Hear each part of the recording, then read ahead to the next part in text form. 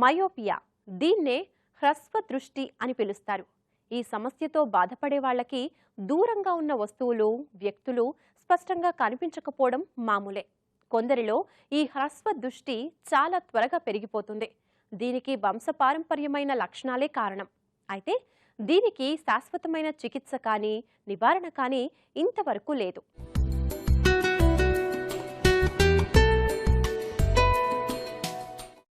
Myopia, దీనిని హ్రస్వ దృష్టి అంటారు. కంటిలోని కటకం కాంతి కిరణాలను సరిగ్గా కేంద్రీకరించలేకపోతే దృష్టిలోపాలు వస్తాయి. నేత్రపటలానికి ముందుగా ప్రతిబింబం ఏర్పడితే ఆ దృష్టిలోపాన్ని మయోపియా అంటారు. ప్రపంచ జనాభాలో సుమారు 500 కోట్ల మంది మయోపియాతో బాధపడుతుంటారని తాజా అధ్యయనం పేర్కొంది. ఇదే ధోరణి కొనసాగితే వీరిలో 5 అంధత్వం ముప్పు గణనీయంగా పెరగొచ్చని హెచ్చరించింది. ప్రపంచవ్యాప్తంగా మయోపియా బాధితుల సంఖ్య పెరుగుతుండటానికి పర్యావరణ అంశాలు, ఆఫీసుల్లో ఎక్కువ సమయం గడపడం వంటి జీవన శైలి మార్పులే కారణమవుతున్నాయి. కొందరిలో ఈ మయోపియా చాలా త్వరగా పెరిగిపోతుంది. దీనికి వంశపారంపర్యమైన లక్షణాలే కారణం. దీనికి శాశ్వతమైన చికిత్సా విధానం కానీ నివారణోపాయం గాని ఇంతవరకు లేదు. బైఫోకల్ లెన్సెస్ కళ్లద్దాలు ఉపయోగించటం ఒక్కటే హ్రస్వ దృష్టికి తరుణోపాయం. మయోపియాని హ్రస్వ దృష్టి అని అంటారండి. ఈ మయోపియా అనే కండిషన్లో దూరంగా ఉన్న వస్తువుల నుంచి వచ్చే కాంతి కిరణాలు అంటే లైట్ రేస్ కంటి లోపల ఉన్న రెటినా పొర మీద పడకుండా రెటినా పొర కంటే ముందు భాగంలో పడుతూ ఉంటాయి. ఈ ముందు భాగంలో పడినందువల్ల ఆ కాంతి కిరణాలు నుంచి వచ్చే ప్రతిబింబం రెటినా మీద పడకుండా రెటినా కంటే ముందు భాగంలో పడుతూ ఉంటుంది. ఈ మయోపియా ఉన్న వాళ్ళల్లో దూరంగా ఉండే వస్తువులు అంత స్పష్టంగా కనపడవు, దగ్గరగా ఉండే వస్తువులు స్పష్టంగానే కనపడుతూ ఉంటాయి. ఈ మయోపియా సిమ్టమ్స్ ఫ్రీక్వెంట్గా ఎక్కువగా చిన్నపిల్లల్లో కానీ యంగర్ ఏజ్ గ్రూప్ల వాళ్ళని చూస్తూ ఉంటాం. మోస్ట్ ఇంపార్టెంట్ థింగ్ అంటే దూరంగా ఉన్న బోర్డు సరిగా కనపడకపోవడం కానీ, స్కూల్ చిల్డ్రన్లో పక్క వాళ్ళ నుంచి చూసి రాసుకోవడం కానీ, కొన్ని సందర్భాల్లో హెడేక్ తలనొప్పి ఉండడం కానీ, ఇలాంటి దృష్టి లోపాల వల్లే లాగా ఎక్కువగా కనిపిస్తూ ఉంటుంది. మయోపియా కారణం ముఖ్యంగా చిన్నపిల్లల్లో జన్యుపరమైన కారణాలతోనే వస్తుందండి. అంటే హెరిడిటరీ, తల్లిదండ్రుల్లో ఎవరికైనా మయోపియా జీన్స్ ఉంటే పిల్లలకు కూడా వచ్చే అవకాశం ఎక్కువ ఉంటుందండి. ఇది లేని కాకుండా ఈ కారణాల వల్ల కాకుండా వేరే ఇతర వ్యాధులు, ఉదాహరణకు కంట్లో క్యాటరాక్ట్ ఆర్ శుక్లాల వల్ల కూడా మయోపియా వచ్చే అవకాశం ఉంటుంది. మయోపియాలో లో myopia, moderate myopia and high myopia అన్నట్లు 3 డిఫరెంట్ డివిజన్స్గా మనం నిర్ధారించుకోవచ్చు. లో మయోపియా అంటే తక్కువ పవర్ ఉన్న వాళ్ళకి, మోడరేట్ అంటే అప్ టు 6 పవర్ ఉన్న వాళ్ళకి, హై మయోపియా అంటే అబౌవ్ 6 పవర్ -6 పవర్ ఉన్న వాళ్ళని హై మయోపియా అంటారు. ఈ హై మయోపియా ఉన్న వాళ్ళలో ఆ మయోపియా అంతవరకే ఆగకుండా కొంచెం ప్రోగ్రెస్ అయ్యే ఛాన్స్ కూడా ఎక్కువగా ఉంటుంది. ఎప్పుడూ దగ్గర వాటినే చూస్తుంటే మన కంటి నిర్మాణం కూడా అందుకు తగ్గట్టుగానే మారిపోతుంది.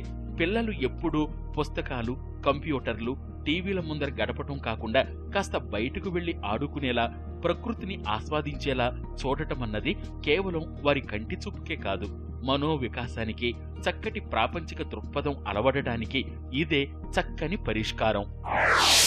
మయోపియా వచ్చింది ఆర్ మయోపియా ఉందా లేదా అనేది కంటి డాక్టర్ వల్ల దగ్గరికి వెళ్ళినప్పుడు చేసే పరీక్షల వల్ల సాధారణమైన ఆఫీస్లో జరిగే ఆర్ కంటి డాక్టర్ క్లినిక్లో జరిగే పరీక్షలతో నిర్ధారించుకోవచ్చు. ఉదాహరణకు రెటినోస్కోపీ అనే పరీక్షతో కానీ ఆటో రిఫ్రాక్టోమెట్రీ అనే పరీక్షతో వల్ల ఈ మయోపియా ఉందా లేదా, ఉంటే ఎంత మోతాదులో ఉంది అనేది నిర్ధారించుకోవచ్చు.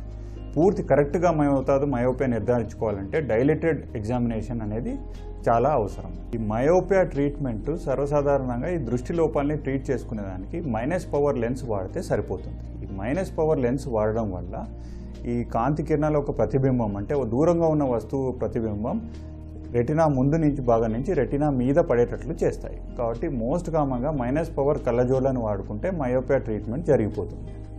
ఇటువంటి ఇష్టం లేని వాళ్ళు, అంటే ఈ అద్దాలు వాడడం ఇష్టం లేని వాళ్ళు కాంటాక్ట్ లెన్స్ కానీ టెంపరీ కానీ పర్మనెంట్ కాంటాక్ట్ లెన్స్తో ఈ మయోపియా ట్రీట్మెంట్ చేసుకోవచ్చు. అటువంటి ఆ పరిస్థితి అది కూడా వద్దన్న వాళ్ళకి లేజర్ చికిత్స ద్వారా, ఉదాహరణకు లేసిక్ ప్రొసీజర్, పిఆర్కే ప్రొసీజర్స్తో ఈ మయోపియా ట్రీట్మెంట్ని చేసుకోవచ్చు. దీనికి మినిమం 18 years ఆఫ్ ఏజ్ తర్వాతే ఈ చికిత్సలను చేసుకోవచ్చు.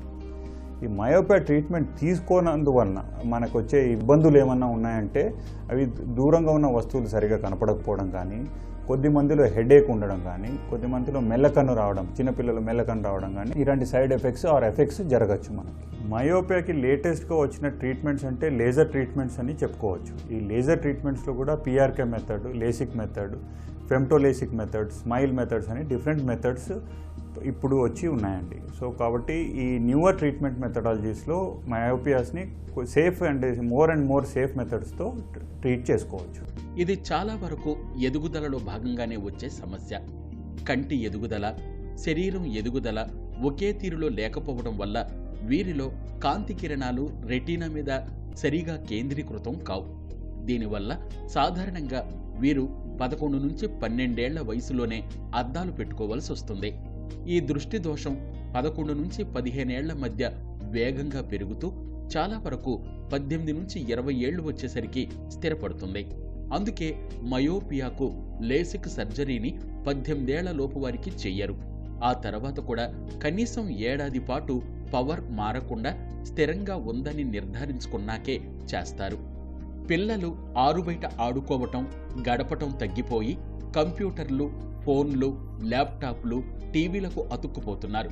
వీరికి నేడు ఎలక్ట్రానిక్ పరికరాలే ఆట వస్తువులుగా మారిపోయాయి. దాంతో వీళ్లు చాలా చిన్న వయసులోనే మయోపియా బారిన పడుతున్నారని వైద్య నిపుణుల పరిశోధనలో తేలింది.